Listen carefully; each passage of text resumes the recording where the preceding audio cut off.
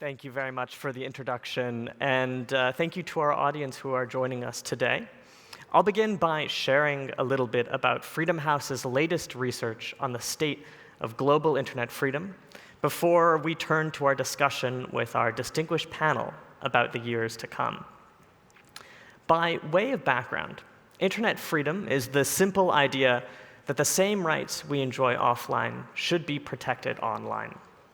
At Freedom House, we've long viewed digital technology as a key battleground in the fight for democracy and human rights. We believe that an internet that is more free can help foster a more democratic society, allowing people to access reliable and uncensored information, to express their political, social, or religious beliefs, and to build communities across borders. There are also clear benefits for the business community in this approach. A free and open internet allows companies to offer services worldwide and to stay competitive in their sector. Now, we sit here in Tallinn, and as we heard earlier from the Minister of Foreign Affairs, we're enjoying one of the most free internet environments in the world. Estonia has ranked at the top of our index for many years. And our discussions here at the summit illustrate just how you can balance internet freedom with other pressing concerns about security and economy. Now, an internet that is tightly controlled offers much worse. It allows governments to consolidate political power, monitor people's every move, and enlist the private sector in state repression. What happens online directly shapes the freedoms and security we experience offline. Now, at Freedom House, we assessed conditions in 72 countries around the world, which amounts to about 87% of the world's internet population. For each country, we assess how easily people can access the internet, whether the internet is censored, and how fundamental rights like free expression and privacy may be restricted or protected. And we looked at a period from June 2023 through May 2024. For each country that we cover, we partner with a member of local civil society, an organization or an individual who is on the front lines of fighting digital repression. And as we have heard today, we found that global internet freedom declined for the 14th consecutive year. And I want to dive a little bit into what drove this decline, starting with this global assault on freedom of expression. Some figures for your reference. In at least 56 of the 72 countries that we assess in the project, people were arrested simply because of their political, social, or religious speech online.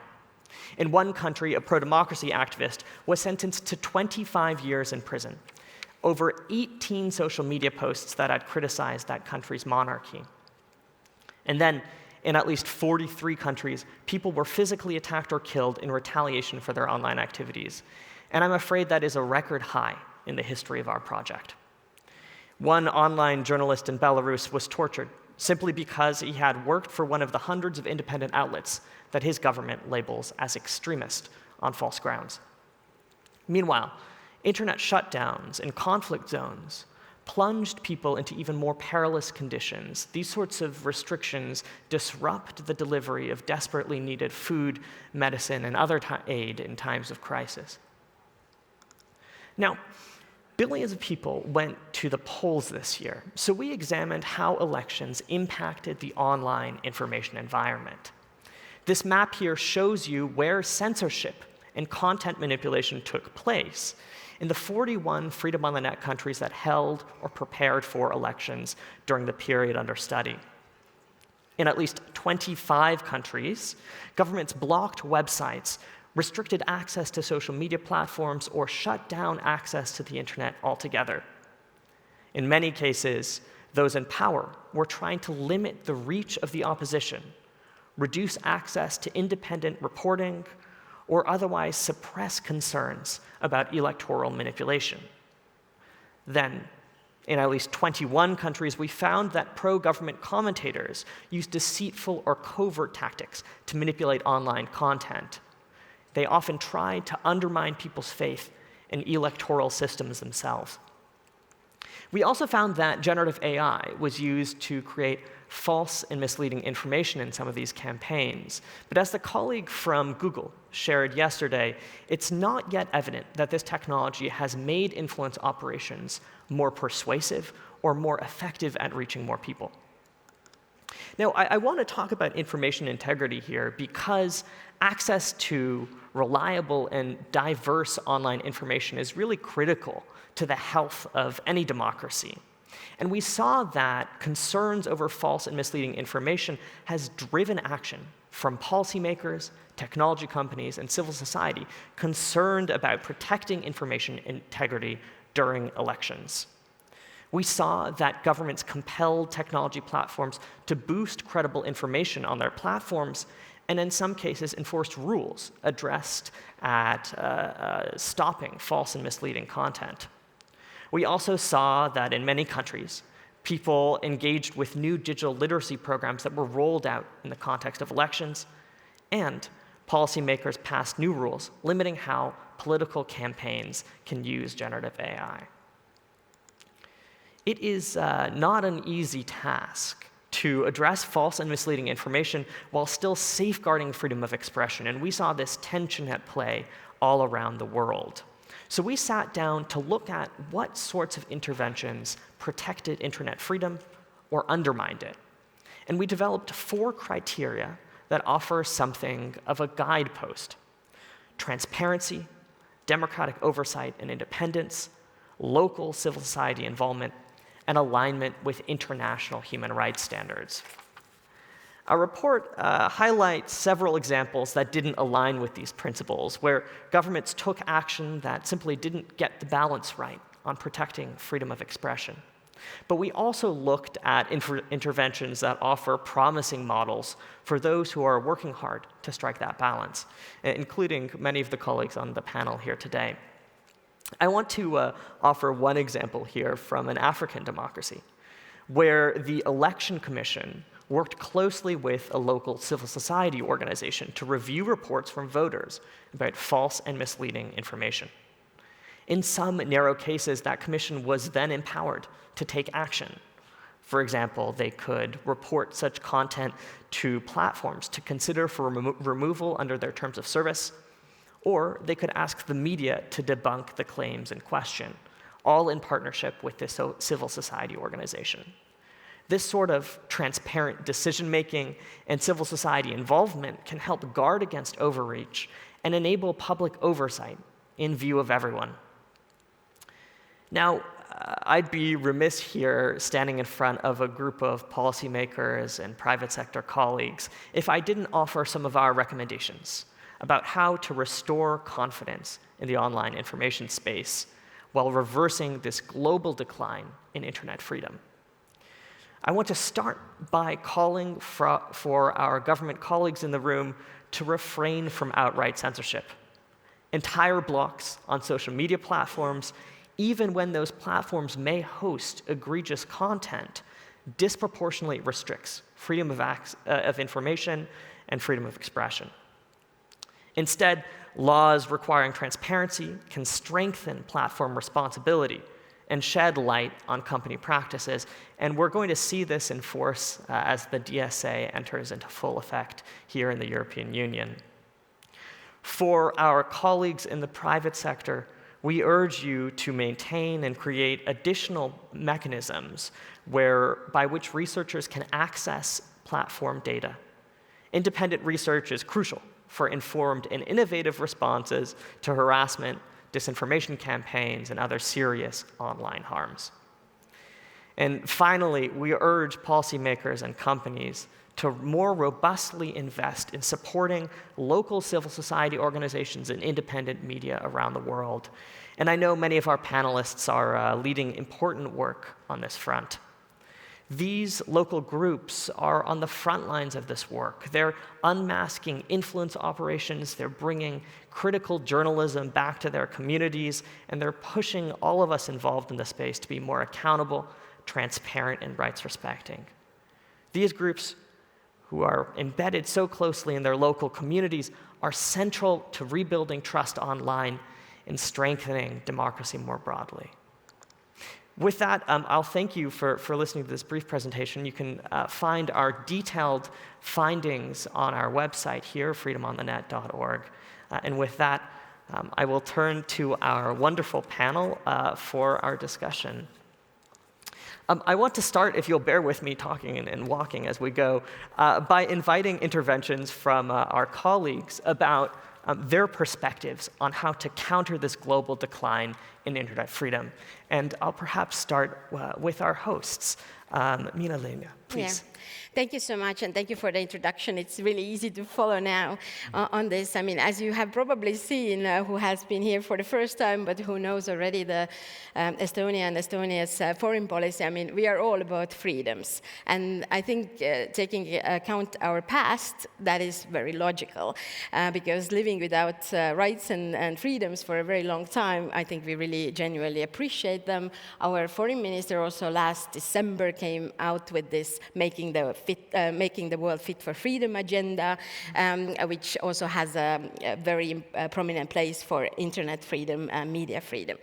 And the remedy from us has been to form coalitions, to work together, and not only between governments, but of course this kind of multi-stakeholder approach that we have: civil society, academia, private sector, everybody chipping in. And I have the papers here for a reason. I just wanted to quote something that when Estonia was leading the Freedom Online Coalition, which we are again going to lead starting 1st of January, and I'm very happy to share the stage with the current chair, the Netherlands, and the previous chair, the United States. For us, in 2014, when we first time were leading that coalition, in Tallinn we adopted a Tallinn agenda, which said, same rights that people have offline must also be protected online, and that the respect for human rights and fundamental freedoms and security online are complementary concepts. And we call upon governments to halt imprisonment, harassment, physical violence, censorship, hacking, as well as illicit filtering, blocking, monitoring of opposition voices, and other repressive measures utilized to restrict freedom of expression and organization online in contravention of international human rights obligations. What I'm saying is that, 10 years has passed. We have identified the problem many times over, but I think we are actually in a world where we have less and less ways of actually remedying the situation. So I'm sure we will come back to more of these concrete proposals, also what we are doing in the Freedom Online Coalition sphere.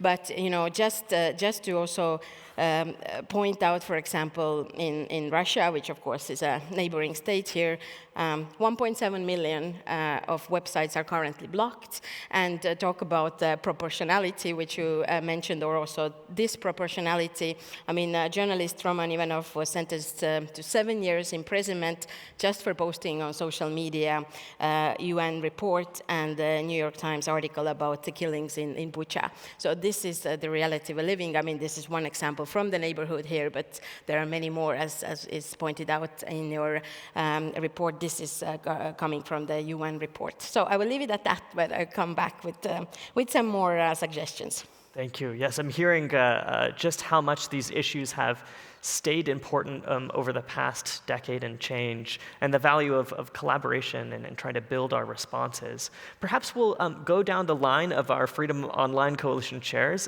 Ambassador Donahoe, please. I have to start by thanking and congratulating the Estonian government for bringing so many world-class leaders in digital governance together to collaborate. And it is so inspiring to see and feel the depth and breadth of know-how on digital governance in this society, and also to see how you're leading in supporting Ukraine. It's very noticeable. A few key themes have really jumped out at me that really relate to internet freedom and over the course of these last day and a half, and starting with the opening by the Prime Minister, where he talked about the battle between democracy and autocracy that's playing out on the digital field. And I think all of us really need to understand the extent to which that is the case, not just military a type of attacks, but in the civilian space. Another big takeaway for me, and in terms of your leadership, is a deep understanding of how the architecture of technological systems can become the vehicle for embedding values in the design and protecting democracy. Also, the importance of trust between citizens and government. And last, I will elevate this idea that we need governance innovation, digital governance innovation, to match the pace of technological change. If we take nothing else away from this conference, those are the key themes that I was just reflecting on last night. Turning to freedom on the net, just want to, again, I value this annual report, as do advocates around the world. It has real practical value. The sad truth is we have seen a downward spiral from year one over the 14 years. I remember I was based in Geneva at the Human Rights Council in those early days of internet freedom. That was kind of the pinnacle. We had the first UN resolution on internet freedom, the foundational idea protecting human rights online as offline. But since that time, we've seen not only this downward trend, it's correlated with a dramatic digital transformation of society across the board. This sense that technology has eaten the world and infiltrated every sector of society, every agency of government, and changed how everyone has to think about what they do. I think that digital transformation has also brought about an evolution in the terminology and conceptual categories we use. We're no longer really talking about internet freedom proper. We are talking about protecting freedom writ large in the context of digitized society. And I think, again, Estonia is way ahead in fully appreciating that. And I think many places, many governments are catching on. The trends that really stand out to us in terms of the Freedom on the Net report over time have been the increasingly sophisticated use of technology for repression as opposed to support democracy. That has been the negative trend, as you already discussed, for censorship, surveillance, control of the information realm. And each year that you document, we see new technical maneuvers to sort of throttle access to information, shut down the internet websites. And this undermines freedom of expression, freedom of assembly association, but also the global, open, interoperable, secure, reliable internet, which is something so important to freedom. Second trend is the normalization of repressive cyber and digital regulation, which is also proliferating around the world. And unfortunately, governments are getting the optic of legitimacy by passing laws that sound like they're focused on national security or cybersecurity, when in fact it is intended to shut down opposition and dissidents. So that is something we really have to keep an eye on. Obviously, this year, the giant sprawling trend has been digital information manipulation in the context of elections. And we know that information manipulation is not a new phenomenon, but digital technologies have absolutely turbocharged the dynamics that pre-existed. And as you said, generative AI is really playing out in this realm. I will mention I had breakfast this morning with the special envoy from Latvia, and he really he elevated this idea that we all have to get so much more sophisticated about the role of AI in the security of the information realm. I think that's understood in this part of the world better than other places. And last, we do have to this is a really thorny problem to address, because the risk is for democratic governments concerned about the information realm and the integrity of the information realm, overreach. And they focus on content as the problem, and they over-criminalize speech or force takedowns of speech, which ultimately can have this effect of undermining the core concept of free expression itself. the good news, and I would say that the Netherlands has been a tremendous leader here, is I think a lot of democratic governments are coming to understand we need a different approach. Rather than focus on content and takedowns, we need an affirmative approach, as you raised, to strengthening the integrity of the information realm and building the integrity, building civic resilience to digital information manipulation. I'm thinking of the Global Declaration on Information Integrity last year at UNGA, Freedom Online Coalition. Secretary Blinken has elevated this idea. We need to go from seeing information as the problem to seeing an affirmative approach to quality of the information realm as something so essential to democracy.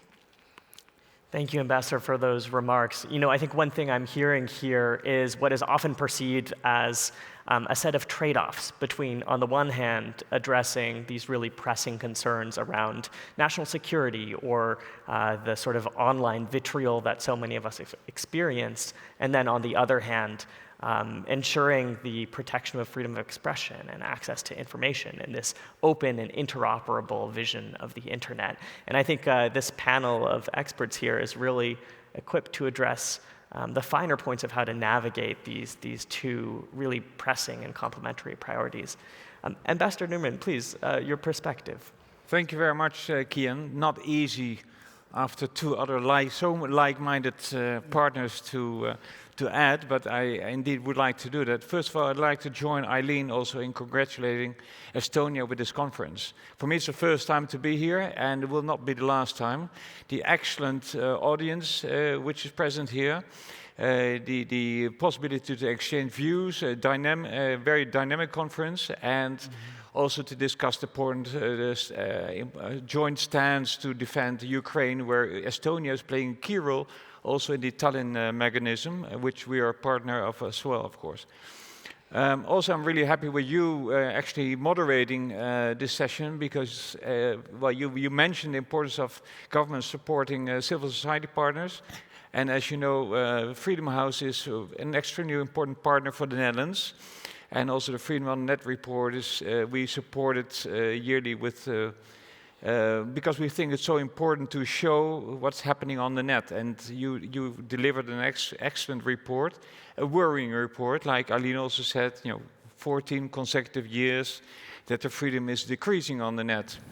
So like you mentioned also, that requires a really strong stance of democratic governments to see how we can act together. But not only governments, it's a multi-stakeholder environment we have to work together on to really take measures to ensure a secure, safe and open internet. Actually, I'm also really happy with Chengetai here on the panel, because he represents one of the most important multi-stakeholder fora of the UN. And we have to defend that multi-stakeholder mechanism also for the future, and that will be part of the WSIS +20, well, you will, I'm sure we'll delve into later. I want to mention indeed three things which actually partly also mentioned by Eileen. We indeed are chairing the Freedom Online Coalition this year, and we were able to increase the membership from 38 to 41, and we hope before the end of the year to 42 members.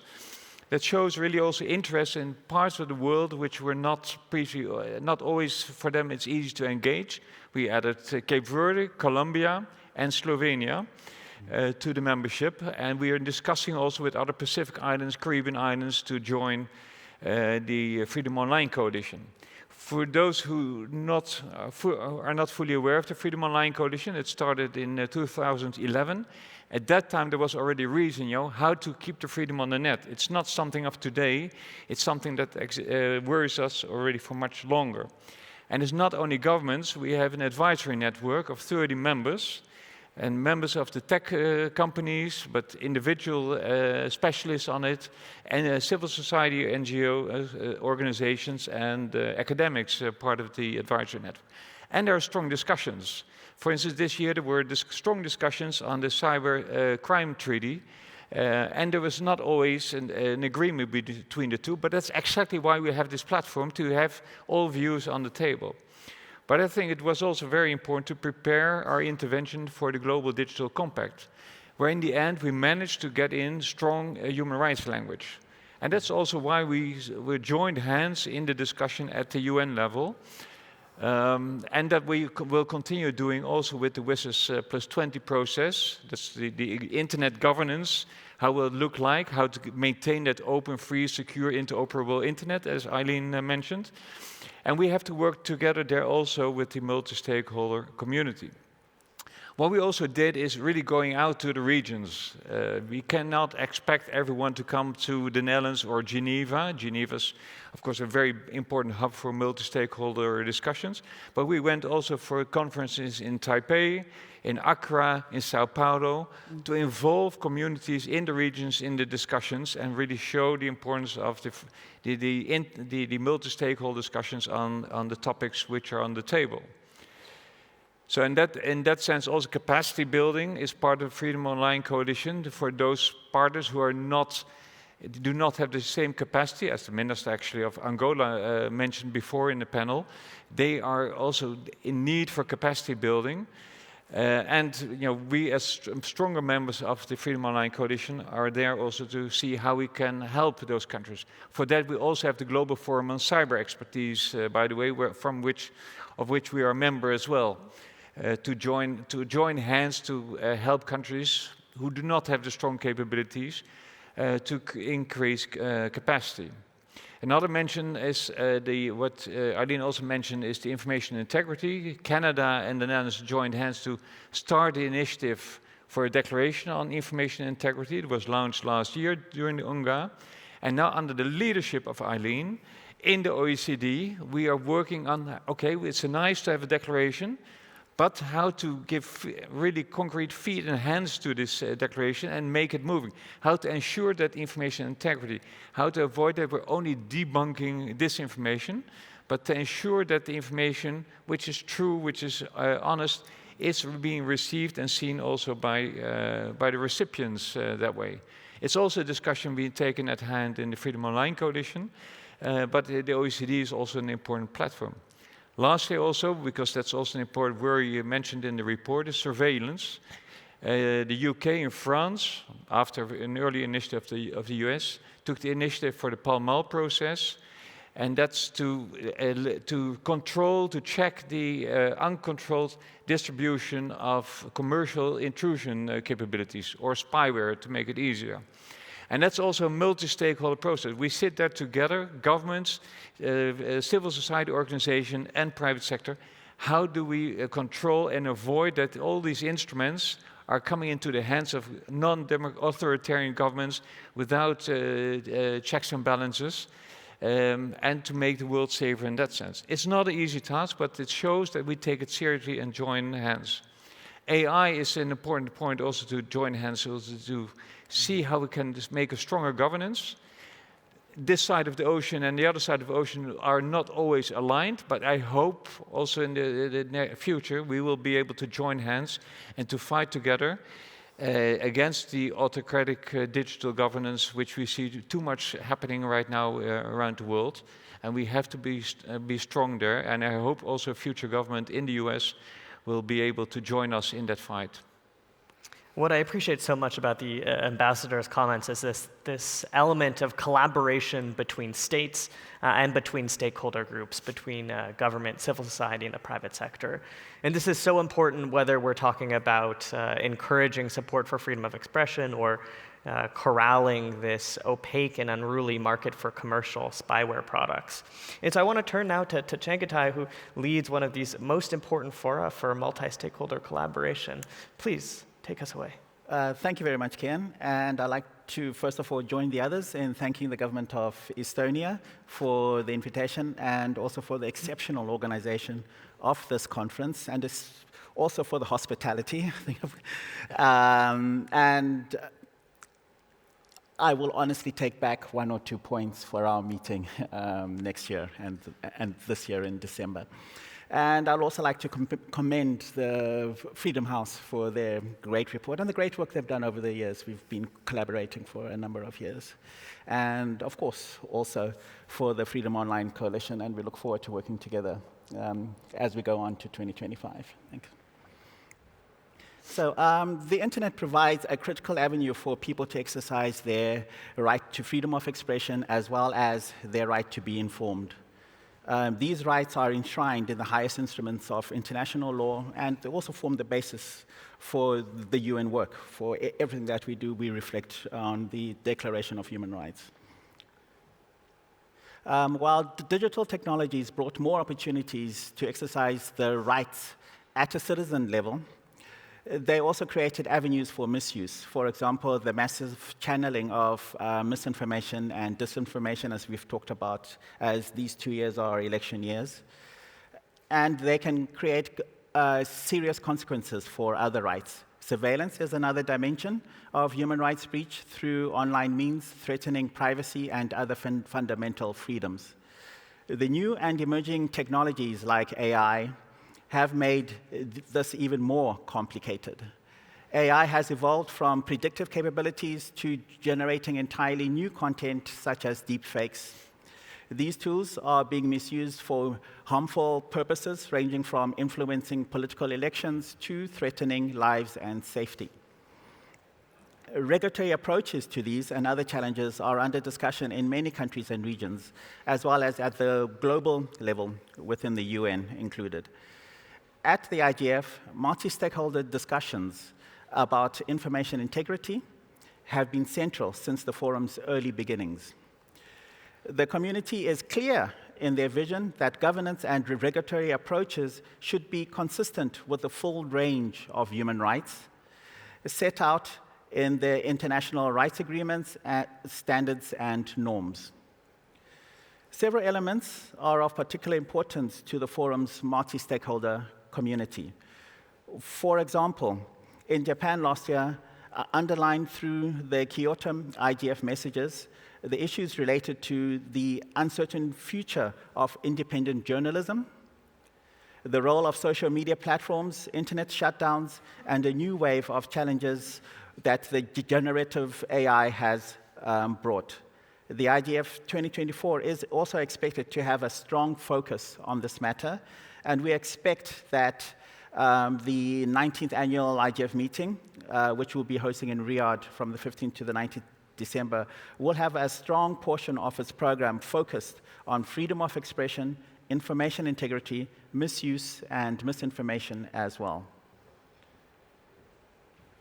As well as the role of new tech to help us understand the issues from a multi-stakeholder point of view. And I'm always underlining this multi-stakeholder approach, which we feel is critically important to going on and also formulating good public policy instruments.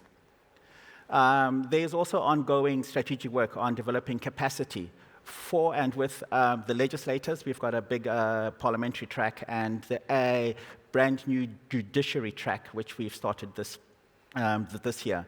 That include matters related to good regulation of online behavior concerning information integrity, as well as work with the youth to understand how to use these tools, and also critical thinking skills, which I think are very, very important.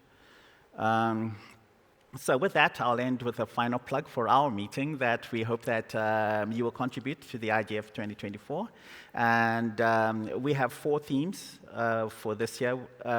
So the overarching theme is building our multi-stakeholder digital future, and the other sub-themes are harnessing innovation and balancing risk in the digital space, enhancing digital contribution to peace, development, and sustainability, advancing human rights and inclusion in the digital age, and the final one is improving digital governance for the internet we want. Thank you. Thank you, Chengetai. And I can confirm that the IGF is a fantastic forum for those seeking to attend for the sorts of exchange of ideas and setting the stage for more collaboration or constructive disagreement, as it may be, that undergirds this really important work. Please. Yes, thank you. I just wanted to follow up on some of the things, since I was a little bit short in the beginning, didn't know if we have a time for the second round. It seems time is running out. I mean, I just wanted to also take us a few steps back, maybe also on these internet shutdowns, which can actually have life-threatening situations because of that. I think we have to point that out. I mean, I think we know why some of the governments want to do it, but I think more and more we have to point out also how crucial it can be also on the lives of people. And, you know, both in this Freedom Online Coalition setting, and also Estonia is currently leading the Media Freedom Coalition together with Germany. We are, of course, drafting statements with the help of civil society, with other stakeholders. But, you know, also pointing out the problematic part, and with Eileen we talked about it, it's also very difficult sometimes to agree amongst the governments because everybody has their own bilateral relations with certain countries. So, but I think what we should do is call out as much as we can all the culprits, because, you know, fight against impunity in Estonia's foreign policies solves many issues.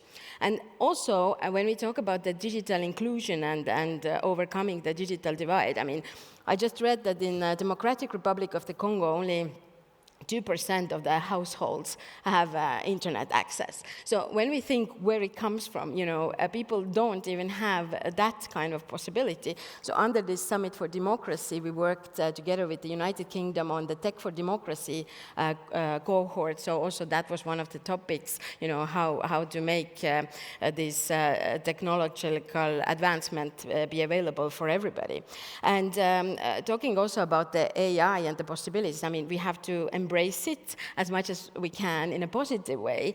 But of course, we have to also have the human-centric and human rights-based approach on it, making sure that the digital divide and also the possibility for women and girls to have the access to these different means doesn't go worse when we are actually having more of these AI solutions. And I think in Estonia, we are also doing quite a lot of scientific research on this. So I think that's also what we need, and also to pool researchers, because I think it's all of our problem in the end to take the most of it and then make it work for all of us.